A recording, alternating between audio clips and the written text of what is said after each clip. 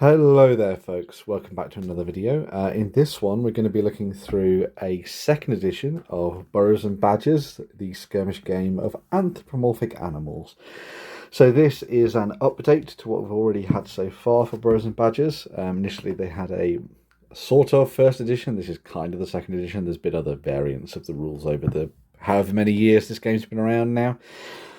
But this one comes from Michael Lovejoy, illustrated this time by Peter Johnson, and this is a fantastic sort of skirmish game in the vein of Necromunda or Mordheim and games like that, where they've essentially taken the idea of sort of Redwall-esque creatures and characters, blended that with more from English folklore, British folklore, I suppose you could say, and they've presented that as a sort of new Warband style game that you dive into and have some fun with. This is a hefty new tome that comes with a lot more detail in it than the original book.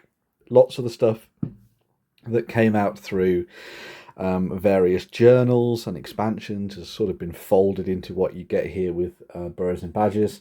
The core of the game remains very much the same, although they have tweaked a few things here and there to make it a little bit fairer and to iron out some of the creases that they had with the game during the first edition, shall we say, of Burrows and Badgers.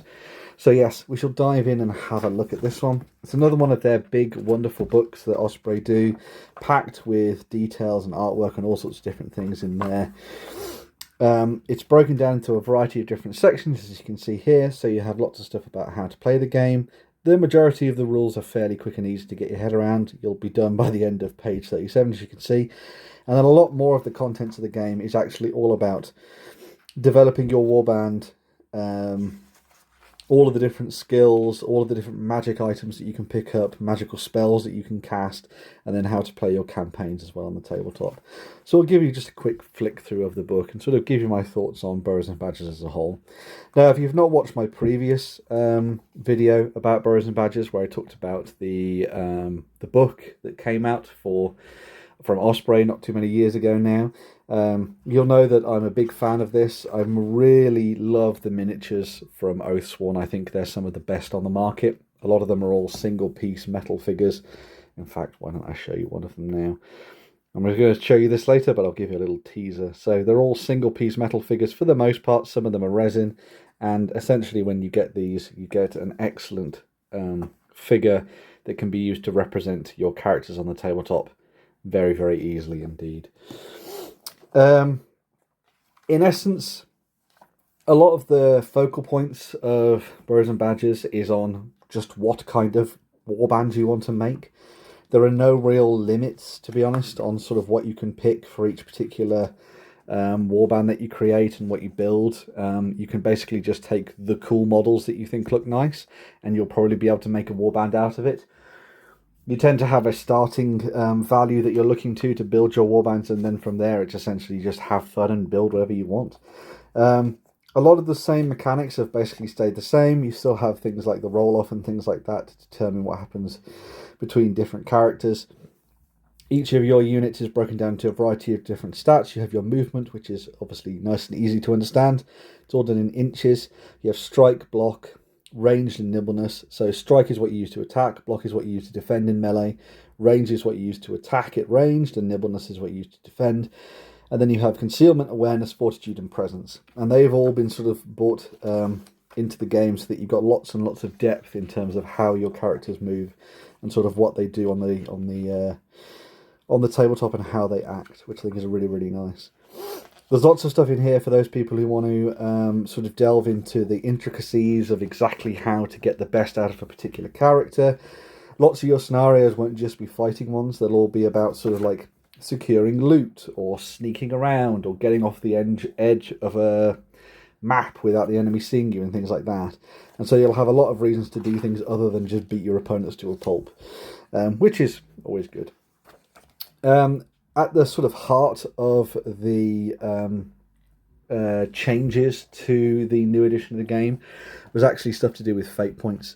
So in the previous edition of a game, when you had fate points, you had a sort of a crop of them that you had when you started building your warband, and then they sort of went over time. but they've changed that now. So at the start of every battle, each model gets a fate point. Leaders will start with 3 fate points. Seconds start with 2.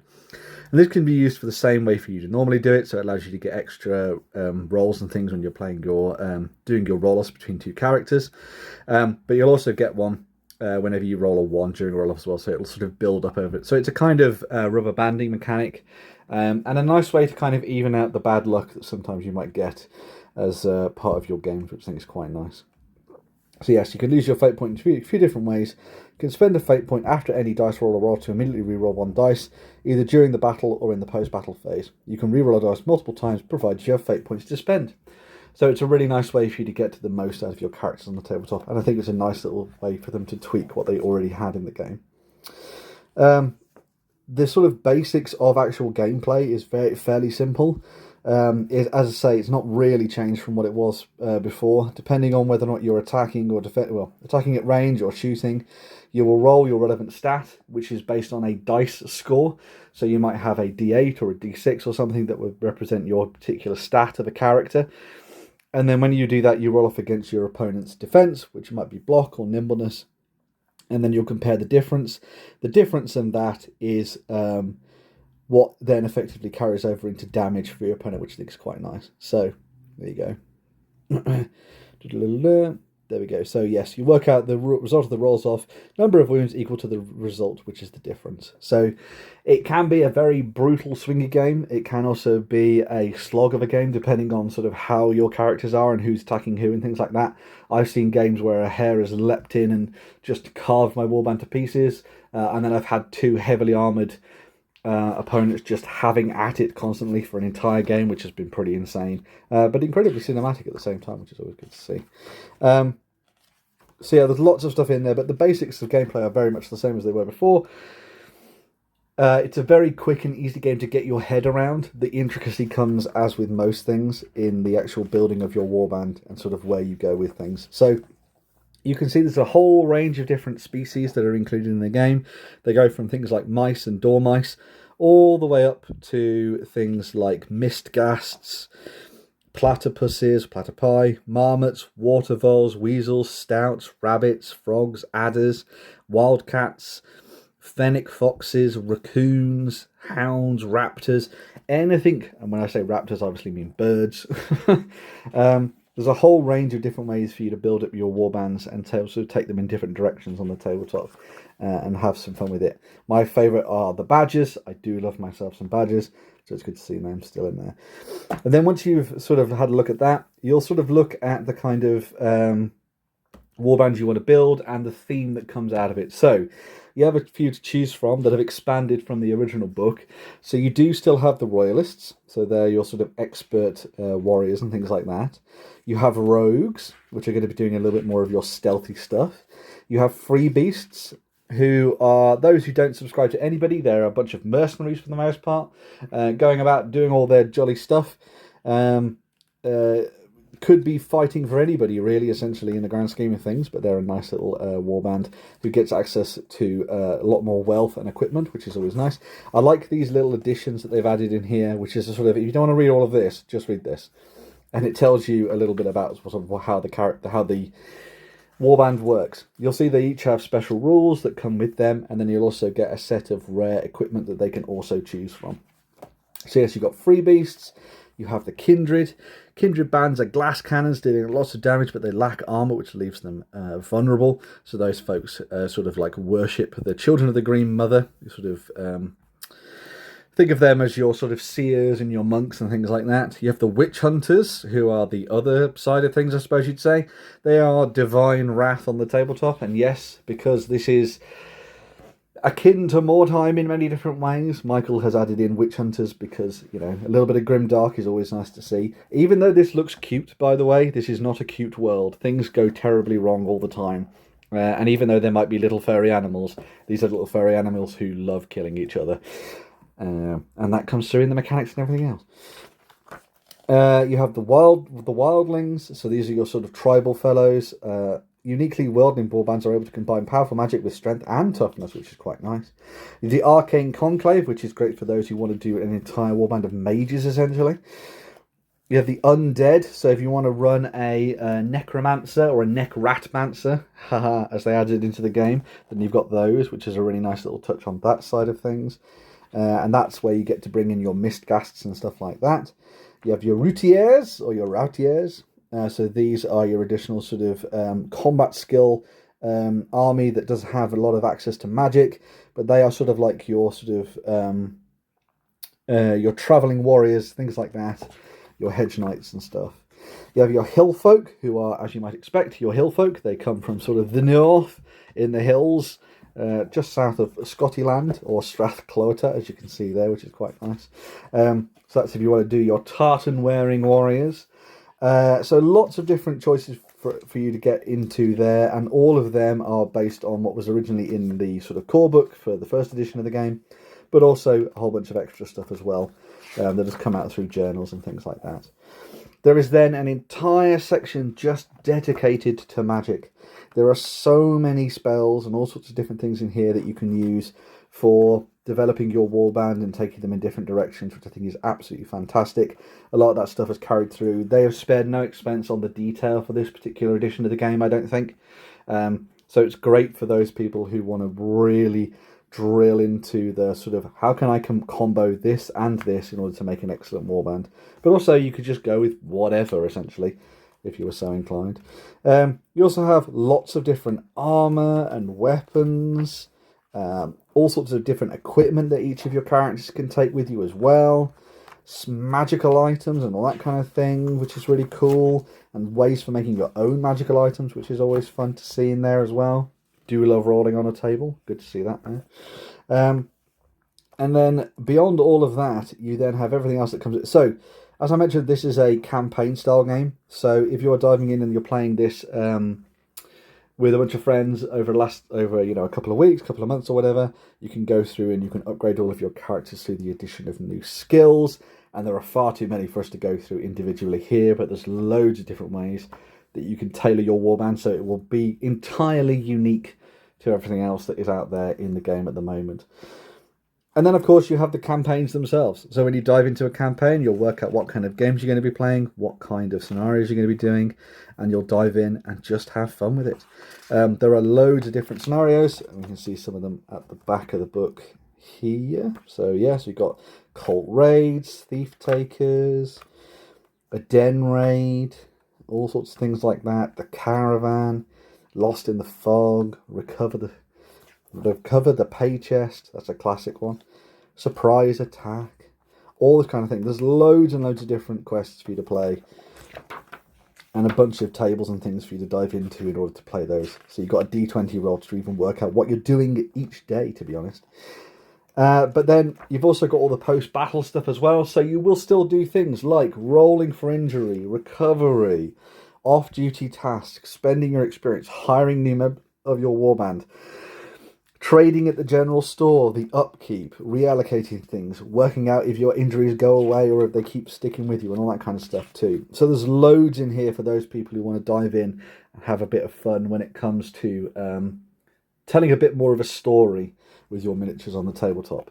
And you only need, at most, 5, 6, maybe at the very limit 10 to make your warband of creatures, and you'll be away and loving life, which is always nice to see.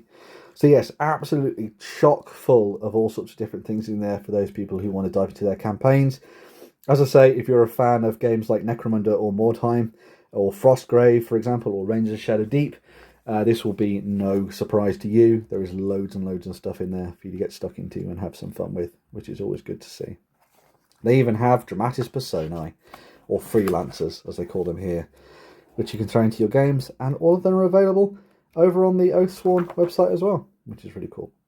So yes, lots and lots of stuff in the book itself for you to sink your teeth into, and as I said, I'm a massive fan of the dice-based system that they got in the game, where it uses the different various poly dice in order to work out the different stats of your characters and things like that. But obviously this could sometimes be slightly overwhelming for people who want to dive in and play something like Burrows and Badgers, which is why it was very, very cool, and they did this at Salute. But I believe this is also available as a free PDF. They did this, which is a getting started guide to Burrows and Badgers. And in this, they have sort of broken down everything from the main book, but put it together into a very quick and easy sort of summary of everything you need to play. So not only does it take you through the way that you build your warband, but it also starts on sort of explaining the stats, and it also breaks down the various miniatures that you get as part of your collection and how that can be used in your first games. Now, you may have seen that I was showing off some figures here earlier. Well, they did actually do starter warbands, and they included them as part of this book. So you could get your starter warband, look at the miniature and go, okay, so how does he work? What has been bought for this particular character? And then how does he work in game? And this carried through into essentially everything that you could have got. And I believe all of these miniatures are all still available over on their website. I'll have some links down below so you can go and have a look for yourself, actually.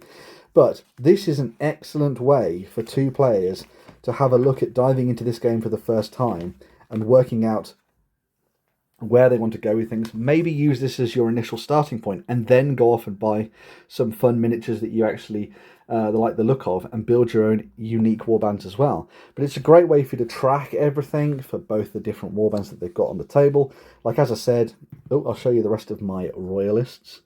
So there was the rabbit that I painted up. I do enjoy painting these miniatures. I do need to get back and finish the rest of these, as you will see in a second. You see my little mouse there as well, with his little bow, looking all sorts of awesome. Love him. And then my little hedgehog, with his little pendant that he's casting spells from, or prayers. So that was one side of this, and then you also had the other side. So these are my unpainted ones. So these are your rogues, if you wanted to go down that route rather than doing the royalists. You had some options to choose from on that front as well. And they all looked really, really nice.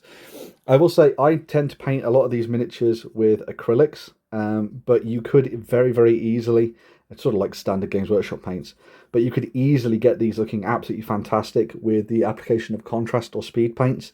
Use the speed paints or your contrast paints and then just whack on some dry brushes and you'll pretty much have an entire warband ready to go without much hassle at all, I think. I do believe he was one of the other special miniatures, because he's actually the leader. There we go. But this sort of getting started booklet is absolutely excellent, and you can find this online as a PDF on the Oathsworn Miniatures website. And it works you through how all the different characters work, how to set up a sample wargame, how all the different sort of variants of the different actions impact the gameplay and all that kind of thing as well. And it's a really nice resource. And I believe some of these do end up going out in packages as well, or they used to. Not sure if they still do, but very good resource for you to choose from. And it's free online anyway, so it's a good starting point. Especially if you can get the miniatures, just read this, dive in, have some fun. There were also some extra fun things that they did as part of Salute that I never got to show off, but here they are now. They did some excellent warband sheets, as you can see there. And I believe all these are available probably. I'm going to look for them anyway, see if I can find printable versions of these on their website for you to have a look at. But they just break down everything. And they did some nice pads of these, so you got some extra stuff at the event, which is really cool. Maybe they do some more of these in the future. We shall have to wait and see. But yes, I thought that would be a really nice kind of way for me to talk about the second edition of Burrows and Badgers. It is a game that I love. I don't get to play it enough. Always end up playing something else, always end up playing Warhammer or Age of Sigmar or Warcry or Star Wars Shatterpoint or something like that. But I'm really, really always trying to get my friends to play Burrows and Badgers. I have one friend who has lots and lots of miniatures, and I'd love to start playing a little bit more of this with him. But maybe he sees this and he gets guilted into playing the game with me a bit more. But yeah, absolutely loved painting my royalists, and I think if I was going to be diving in to a new campaign, I'd just use these and just have a little bit of fun with the basic faction that they built as part of those initial starter sets for Burrows and Badgers and the new edition. It's a really fun, interesting game, very quick and easy mechanics to get your head around, and it sort of expands into a wonderful collection over time.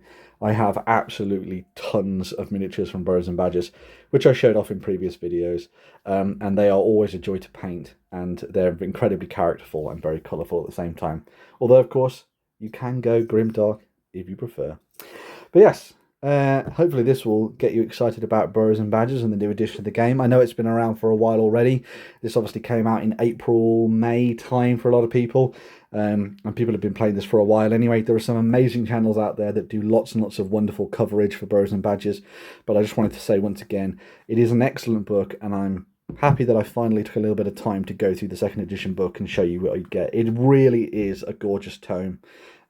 Osprey did a great job on getting this out there, and Michael's done an excellent job on revamping the game for the second edition, keeping what made the game as awesome as it always was, but tweaking it just a little bit to make it that extra bit of fun. And also props to Peter Johnston for doing the artwork for this. It looks absolutely gorgeous. But yeah, tell me what you think in the comments down below. Are you playing Burrows and Badgers? Is it a game that is on your radar? Are you going to dive into it and give it a go? Like, share, subscribe, do all that good stuff. But most importantly, get stuck in and let me know what you think in the comments down below. I love having a conversation with you, so I would love to hear where you're going with this and what kind of warband you're building. Thank you very much for watching. I'll be back with another video very, very soon. But until then, bye for now.